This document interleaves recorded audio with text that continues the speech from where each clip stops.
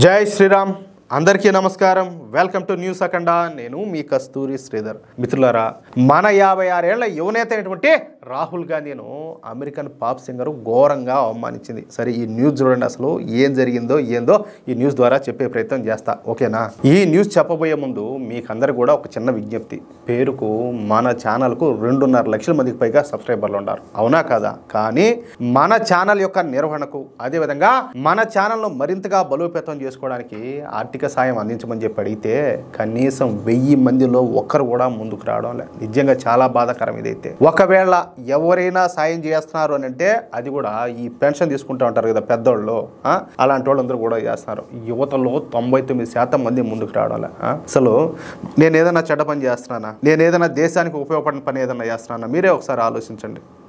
నేను చేసే పని వల్ల మన ధర్మానికి కానీ దేశానికి కానీ ఏదైనా మంచి జరుగుతుంది అంటే మీ శక్తి మేరకు నెలలో ఎంతో కొంత ఆర్థిక సాయం అందించండి. మీ ఆర్థిక పరిస్థితి బాగాలేకపోతే నాకు ₹1 కూడా ఇవ్వలే, లేదా చెప్పే కదా నెలలో ఒక్కసారి మీకు ఎంత వీలైతే అంత, అది ఎంత చిన్న మొత్తమైనా కూడా మన ఛానల్కి ఆర్థిక సహకారం అందించండి ప్లీజ్. మీకు స్క్రీన్ మీదనే QR కోడ్ ఉంటుంది అనమాట. దాన్ని స్కాన్ చేసైనా సరే మన డబ్బులు పంపించవచ్చు, లేదా ఆ కింద నెంబర్ ఇచ్చాను చూడండి, ఆ నెంబర్కు గూగుల్ పే కావచ్చు, పేటిఎం కావచ్చు, ఫోన్ పే కావచ్చు, అలా అయినా కూడా మీరు డబ్బులు పంపించవచ్చు. అలా కూడా వీలు కాకపోతే కామెంట్ బాక్స్ లో మన అకౌంట్కి సంబంధించిన డీటెయిల్స్ ఇస్తా, అలా అయినా కూడా మీరు డబ్బులు పంపించవచ్చు. లేదు ఏ విధంగా ప్రయత్నం చేసా మీకు డబ్బులు పోవాలా, అలా ఏదైనా జరిగితే ఈ స్క్రీన్ మీద కనిపించే నెంబర్కే వాట్సాప్ ఉంటుంది. ఆ వాట్సాప్ లో నాకు ఒకసారి మెసేజ్ చేయండి. మీరు కాల్ చేసినప్పుడు సమయానికి నేను స్పందించలేకపోయినా మీరు పెట్టేటటువంటి మెసేజ్ కు 100కి 100 నేనైతే రిప్లై ఇస్తా. దయచేసి ఏదో ఒక విధంగా మన ఛానల్కి అయితే మీ ఆర్థిక సహకారాన్ని అందించండి. సరే, ఇక న్యూస్ విషయానికి వస్తే, రాహుల్ గాంధీ మన దేశ ప్రధాన ప్రతిపక్ష నేత, అంతేకాకుండా జార్జ్ సోరెస్ కు నమ్మిన బంటి అని కూడా చెప్పుకోవచ్చు అనమాట. తెలుసు కదా మీకు జార్జ్ సోరెస్ అంటే పచ్చి పొరంబోక ఏదం అనమాట. వీడు ప్రపంచ నాశాన్ని కోరుకుంటా ఉంటాడు. ప్రపంచ దేశాల్లో అన్ని దేశాల్లో కూడా నా పెత్తనమే కొనసాగాల, ఆడ నేను పెట్టేటువంటి కీలు బొమ్మల ప్రధానమంత్రిగా ఉండాలా, అధ్యక్షుడిగా ఉండాలని చెప్పి కోరుకుంటా ఉంటాడు. అంత నీచ్ కమినేగాడు అనమాట. ఈ జార్జ్ సోరెస్ టీంతో ఈ రాహుల్ గాంధీ పౌరోక్షంగా కలిసి పనిచేస్తా మన కేంద్ర ప్రభుత్వాన్ని కూల్చివేయడానికి శతవిధాలా ప్రయత్నం చేస్తున్నాడు. అదేమయ్యా అంటే విదేశాలకు పోయి అక్కడ మన దేశం గురించి, మన ప్రధాని అయినటువంటి మోడీ గారి గురించి, మన హిందువుల గురించి తక్కువ చేసి మాట్లాడతా రాక్షసానందం పొందుతూ ఉంటాడు. ఎవరో మన 56 ఏళ్ల యువనేత. అదేందో కానీ ఈ రాహుల్ గాంధీ విదేశ పర్యటనలు అన్నీ కూడా సీక్రెట్గానే పెడతాడనమాట. కనీసం ఇరువల్ల ఉంటారు కదా ఎవరి సెక్యూరిటీ వల్ల, వాళ్ళకు కూడా ఇన్ఫర్మేషన్ లేకుండా సైలెంట్గా వెళ్ళిపోతాడు. నువ్వు ఒక దేశానికి ప్రధాన ప్రతిపక్ష నేతగా ఉండవు, నువ్వు ఎంత బాధ్యతగా ఉండాలా?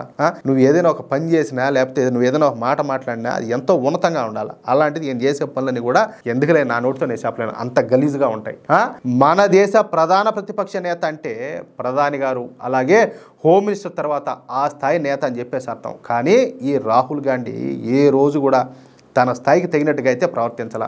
సరే, ఇక అసలు విషయానికి వస్తే, మేరీ మిల్బెన్ అమెరికాలో ప్రఖ్యాత గాయకురాలు. ఈవిడ గురించి గతంలో కూడా మనం ఒక 2 సార్లు న్యూస్ చెప్పుకున్నాం. ఈమె వయసు వచ్చేసి 43 సంవత్సరాలు. కానీ తన 18వ సంవత్సరం నుంచే పాప్ గాయకురాలిగా అమెరికాలో తిరుగులేనటువంటి పేరు ప్రఖ్యాతలను అయితే సంపాదించుకునింది. అందుకే అమెరికా అధ్యక్ష ఎన్నికల సమయంలో కూడా ఈ మేరీ మిల్బెన్ చేత ఎన్నికల ప్రచారం అయితే చేయించుకుంటూ ఉంటారనమాట. జార్జ్ బుష్, ఈ బరాక్ ఒబామా, జో బైడెన్లతో పాటు ప్రస్తుత అమెరికా అధ్యక్షుడైనటువంటి డొనాల్డ్ ట్రంప్ కూడా ఈ మేరీ మిల్బెన్ చేత తన ఎన్నికల్లో ప్రచారం అయితే చేయించుకున్నారు.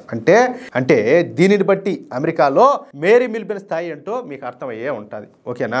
ఇక ఈ మేరీ మిల్బెన్ ఒక గొప్ప మోడీ భక్తురాలు. అంటే నేనెలానో మీరెలానో ఆవిడ కూడా అలానే. ఈమెకు మన ప్రధాని నరేంద్ర మోడీ గారు అంటే చెప్పలేనంత అభిమానం. అంతేకాకుండా మన దేశం అంటే గౌరవ మర్యాదలు కూడా ఉన్నాయి. మన హిందూ సంస్కృతి సాంప్రదాయాలన్నా, ఆచార వ్యవహారాలన్నా మేరీ మిల్బెన్ కు చచ్చేంత ఇష్టం అంట.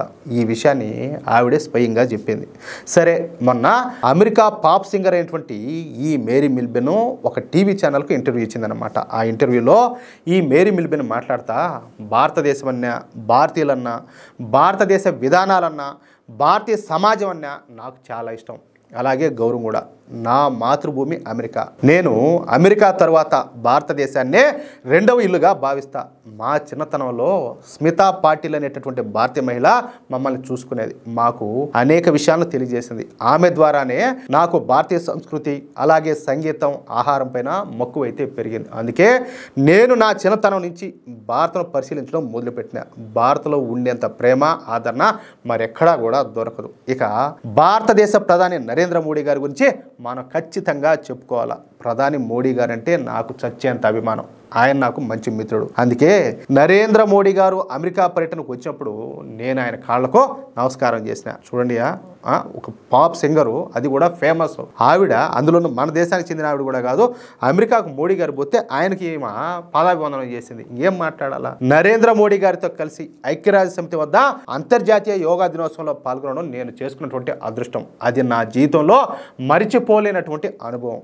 ఆ రోజు ఆయన ఎంతో ప్రశాంతంగా అందరితో స్నేహపూర్వకంగా మెలగడం నన్ను ఎంతగానో ఆకట్టుకునేది. ఇకపోతే తీవ్రవాదాలను ఎదుర్కొనే విషయంలో ఆయనే సాటి.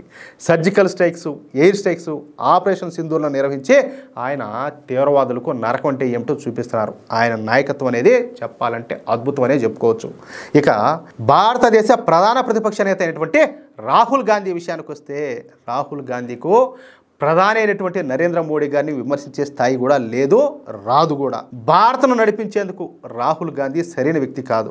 ఆయన ఎక్కువ సమయం విదేశాల్లో గడుపుతా సొంత దేశం గురించి ప్రతికూలంగా మాట్లాడుతూ ఉంటాడు. అంటే ఈవిడ చెప్పడం దేశాన్ని తక్కువ చేసి మాట్లాడుతూ ఉంటాడు అని. భారత్కు నాయకత్వం వహించేందుకు రాహుల్ గాంధీ తగిన వ్యక్తి అని చెప్పేసి నేనైతే అనుకోవడంలే. ఈ విషయం ఇప్పటికే నిరూపితమైంది. ప్రధాని మోడీ వరుసగా ఎన్నికల్లో గెలిచారు. భారత ప్రజలు 3 సార్లు తమ ఓటు ద్వారా మోడీనే ఉత్తమ నాయకుడు అని చెప్పేసి తీర్పిచ్చారు. రాహుల్ గాంధీ విషయానికి వస్తే అమెరికా వచ్చినప్పుడల్లా భారత గురించి, భారత ప్రధాని అయినటువంటి మోడీ గారి గురించి తక్కువ చేసి మాట్లాడతాడు. ఒక దేశాన్ని, ఆ దేశంలో ఉన్నటువంటి ప్రజలను నిరంతరం విమర్శిస్తా వాళ్ళ నుంచి ఓట్లు ఏ విధంగా ఆశిస్తారో అలాంటి వ్యక్తి దేశాన్ని ఏ విధంగా నడిపిస్తాడని చెప్పి అడిగింది.